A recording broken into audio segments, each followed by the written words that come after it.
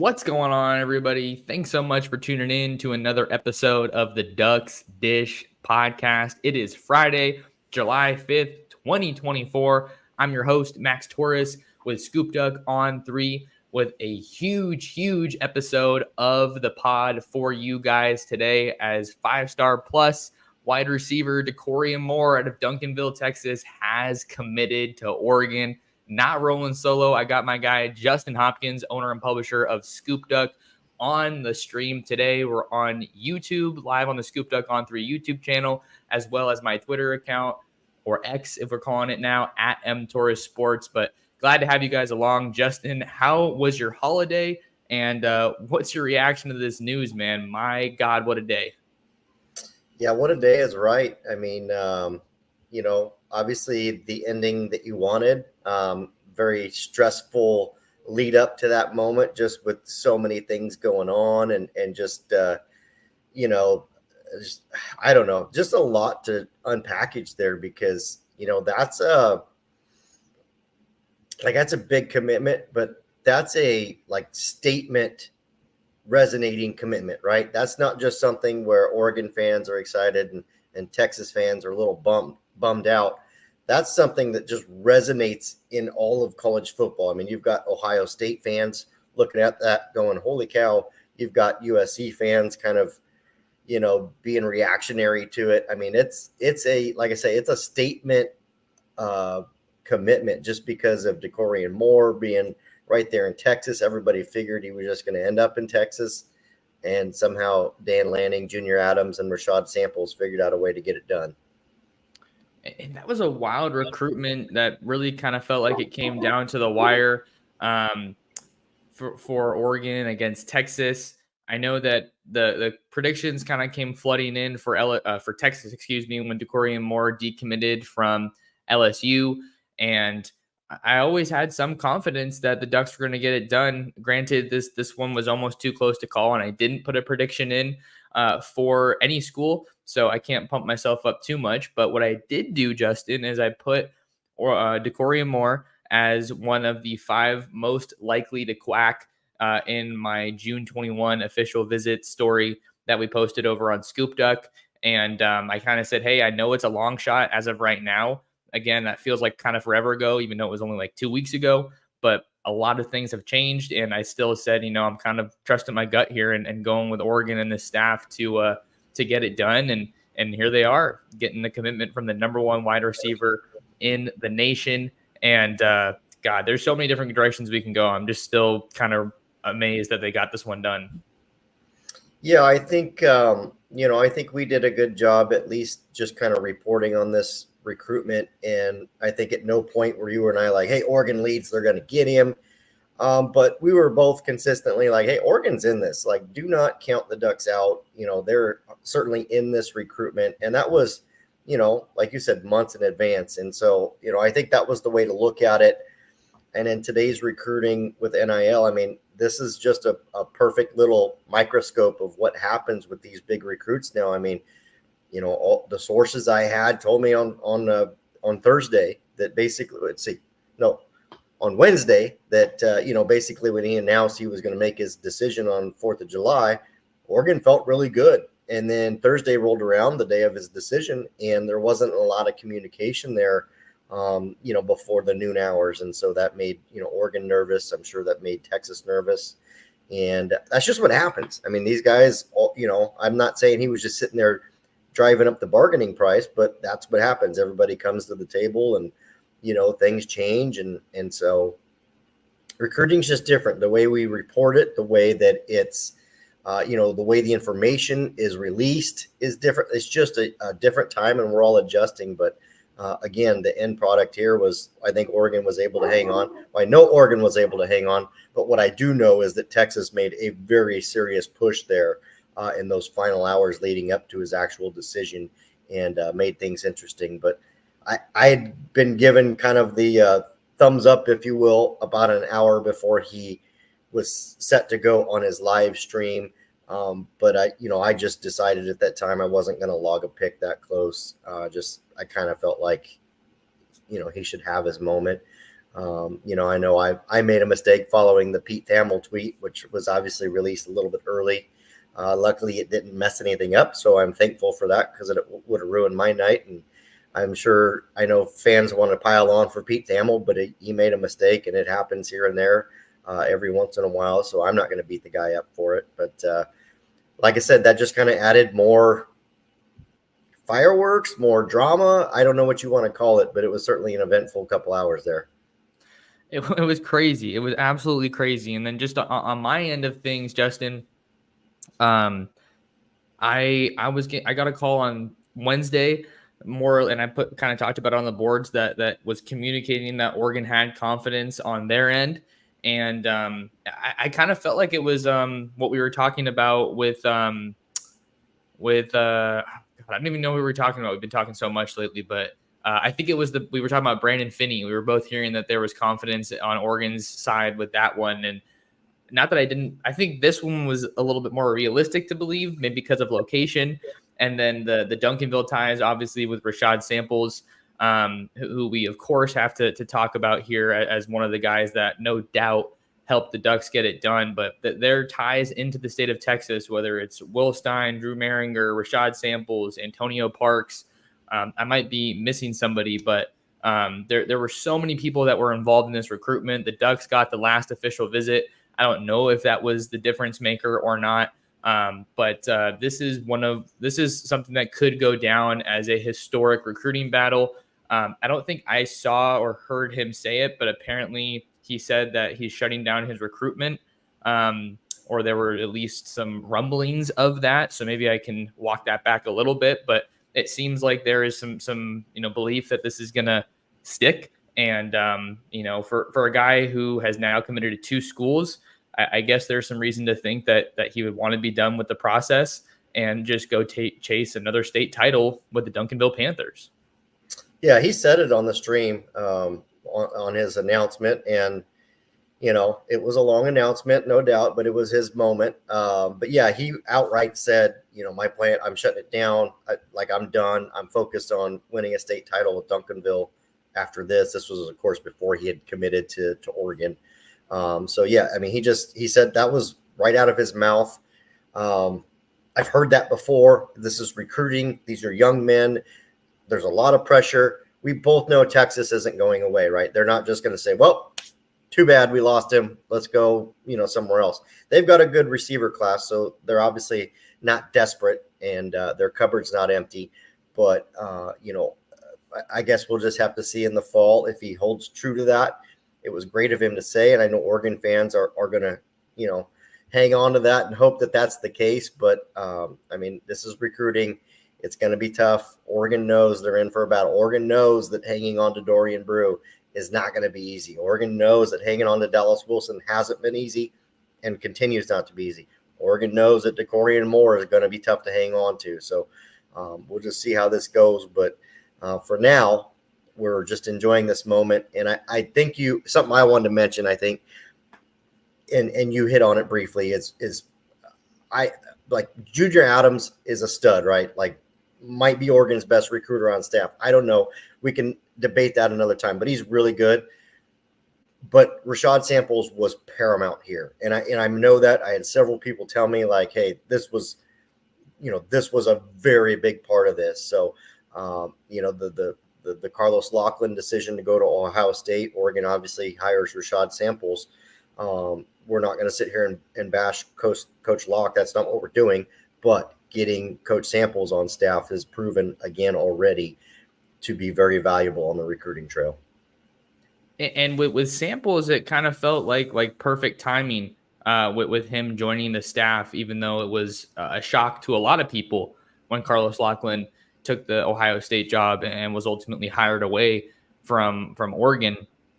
But I feel like, I don't know if I said it was Junior Adams, or maybe I said I think it might have been Coach Demetrius Martin, just about the timing was so favorable for his addition to Oregon. And we're seeing this comment here from Bigfoot Duck. He says, let's go, Adams, #1 recruiter. I put out a tweet earlier today, and I can't share my screen because I don't have my monitor set up just yet, but Junior Adams has been absolutely phenomenal since he joined the Oregon staff. I mean, the blue chip recruits are flying off.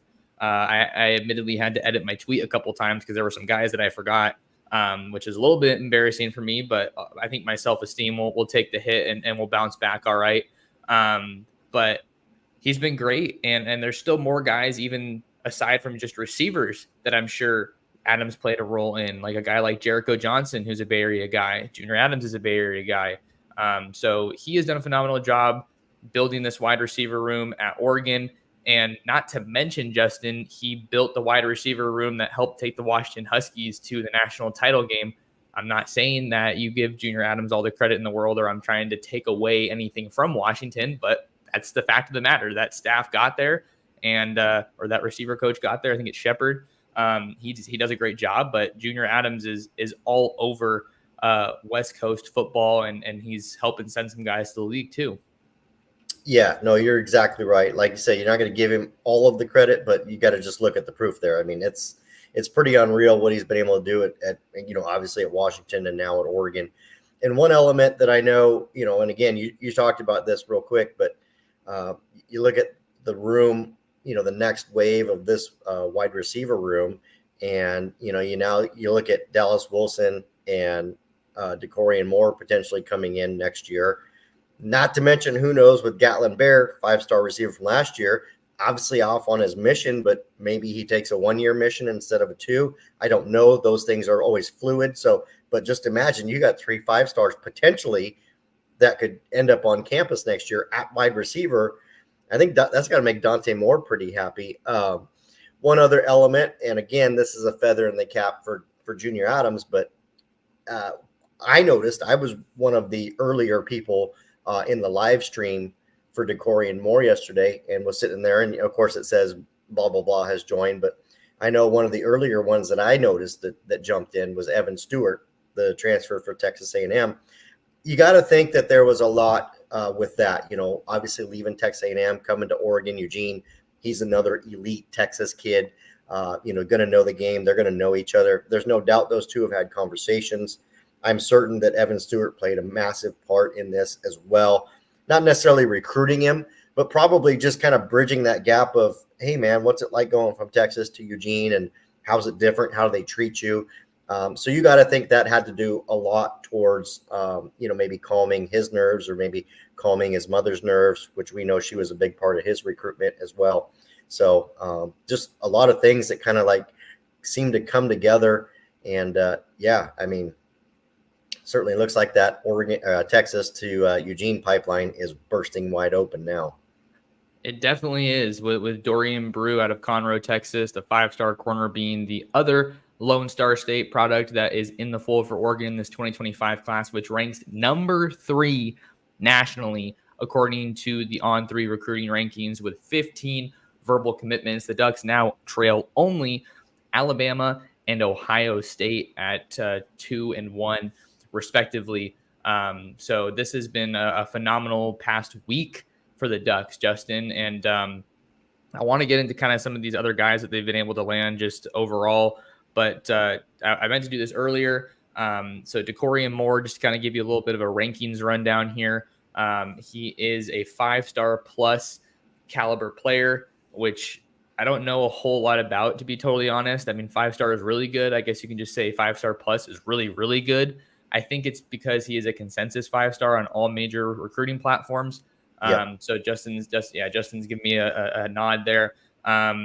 At least for On3, he's ranked the number 3 player in the country, the number 1 wide receiver, and the number 1 prospect in the state of Texas. 5'11", 186 pounds. And Justin, I think Oregon's probably done at wide receiver now that Dakorien Moore is in the fold. He joins fellow 5-star wide receiver Dallas Wilson from Tampa, Florida, in Junior Adams's wide receiver haul this cycle. But man, just what a crazy last week. I was going to put a tweet out before we recorded, but I couldn't get it loaded in time. But God, the talent that they've been able to bring in the last week or so has been nothing short of phenomenal. And they now have a class that is headlined by a trio of 5-star recruits. So it really does feel like we're kind of entering a new level, a new era of Oregon recruiting after this last week. Yeah, it's definitely a new era.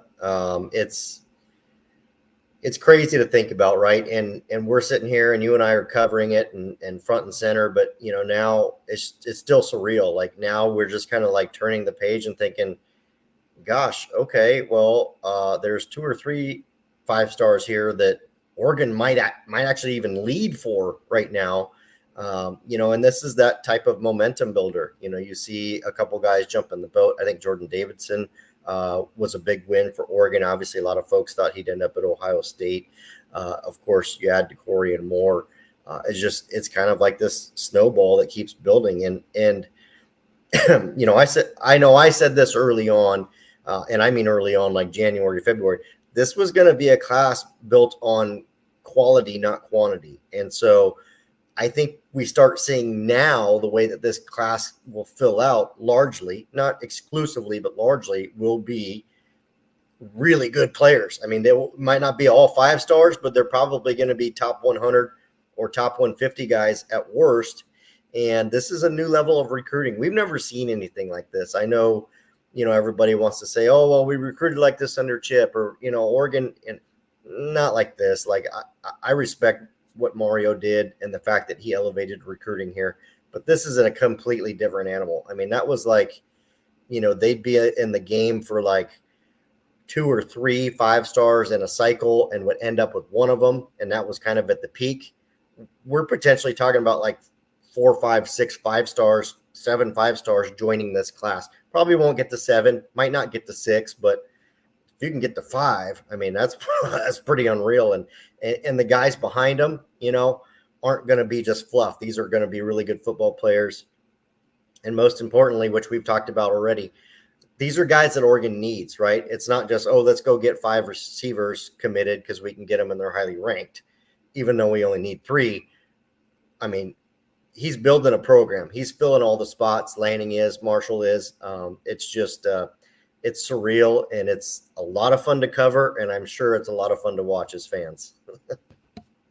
Talking with my guy Justin Hopkins here on a Friday morning. We got StreamYard's telling me 864 people here in the live stream. What a show out. Appreciate your guys' support so much. You know how much I love covering Oregon football recruiting, and doing it with Justin in tandem is quite the combination. But before we get any further in today's show, got to give a thank you to our sponsor, Ranchito Grill in Springfield. Not sure what you guys are doing for dinner tonight, but head on over to Ranchito at 1537 Mohawk Boulevard. You got to try their homemade tortillas. They got great food, a great environment, and they will take care of you. Say what's up to my guy Ruben and let him know that Max Torres sent you. Now we're back rocking and rolling here. I think we might be able to get this stream up to 1,000, Justin. I don't know if I've ever hit that, but if there's a fan base that's going to do it with the excitement and momentum around Oregon, I think it's going to be the Ducks fan base. So make sure you guys smash the like button and subscribe to the ScoopDuck YouTube channel if you haven't already, and share the show. Blast it out everywhere you can. We greatly appreciate the support. So Justin, let's see, where else can we go here? I mean, we've talked about how things are going crazy in the recruiting world and the rankings. We got some great comments here. This one from Go Ducks 1987, the Mallard Barber. I think that's Micah, if the beard gives me any indication. Oh, but that's Micah. Yeah. My dudes, Max and J Hop, appreciate you both. Thanks for the kind words, Micah, and thank you to everybody else for being here. I think we saw Juck on Bucks. That was in here as well, and he's been a great one to connect with out in the Ohio State market. We got my guy Mikey G here in the building. Travis Novotny says this is a new era of recruiting for us, and man, it is just a fun time. Justin, let's get into a little bit of what's next for Oregon, because I think after this past week, we've seen some of the, not recruiting calendar or recruiting prophecy, but just a common theme for Oregon. You do your heavy lifting in the spring, in the summer, the season comes around, and what are you doing? You're pushing for those 5-star guys, those elite guys. You're pushing for some flips possibly. And I have a story out on ScoopDuck right now about who could be the next to commit to Oregon. So maybe we get into those woods because that's what all the fans are probably already asking. Who's next? That's the famed question whenever there's a commitment, right? Who's next, right? That's what everybody wants to know.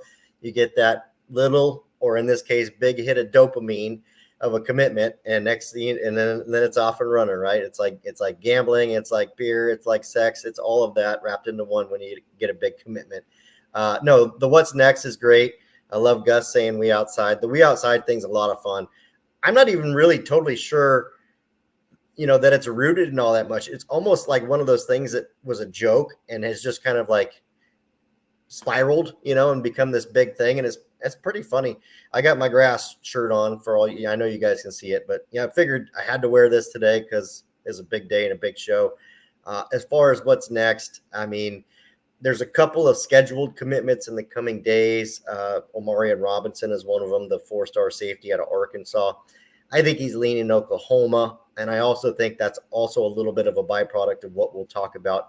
I think the Oregon's in the driver's seat for 5-star safety Trey McNutt. I think we both agree with that. I think we both felt that way for probably at least 2 weeks now, maybe more. No commitment date from him yet.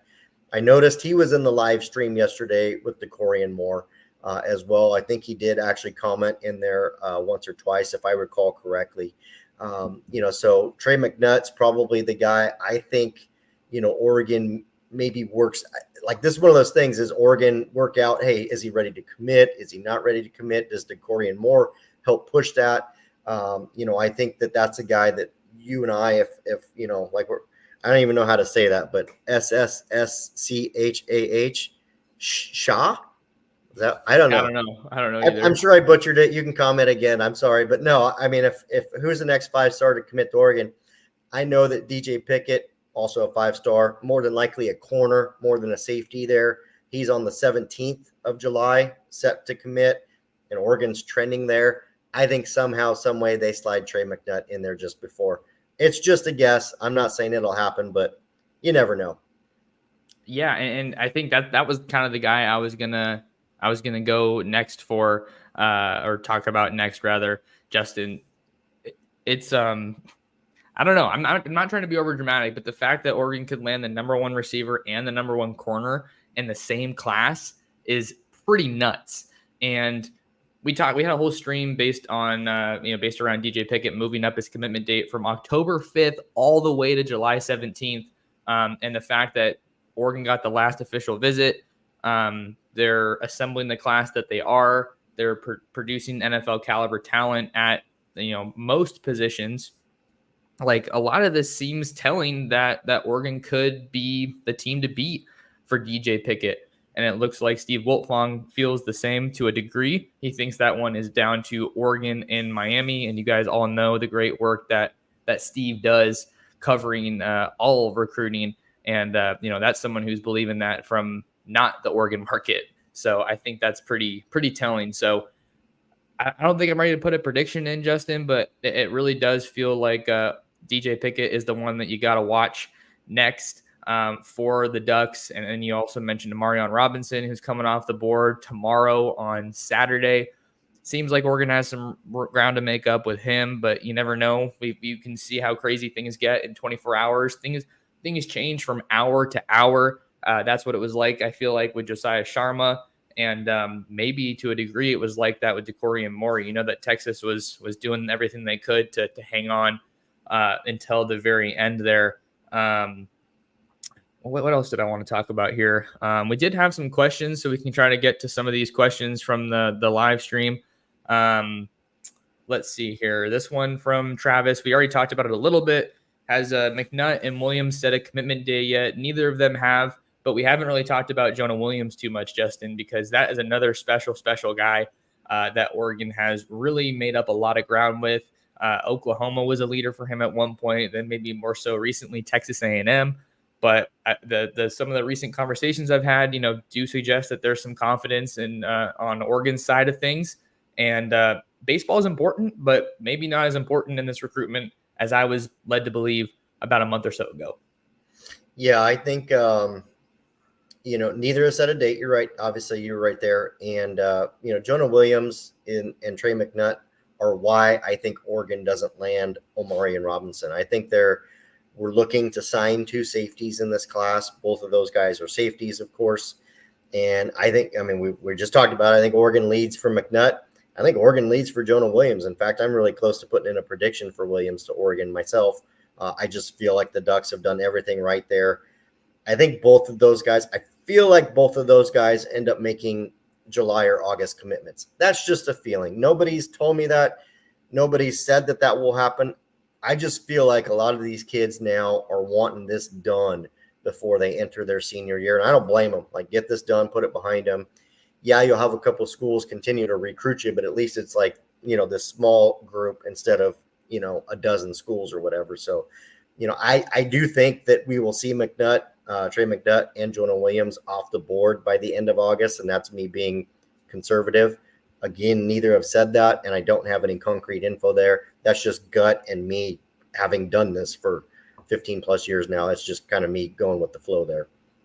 And then Oregon being in such a good spot for McNutt and Williams, like that again goes to our broader point here, Justin, about how Oregon's going to a new level, as well as what you mentioned, maybe a quality over quantity approach. And I think that might also be because the Ducks went so heavy in the portal last year. I think that could kind of support a little bit of that argument. And some of those guys were multi-year guys, not just quote unquote 1-year rentals, if you will.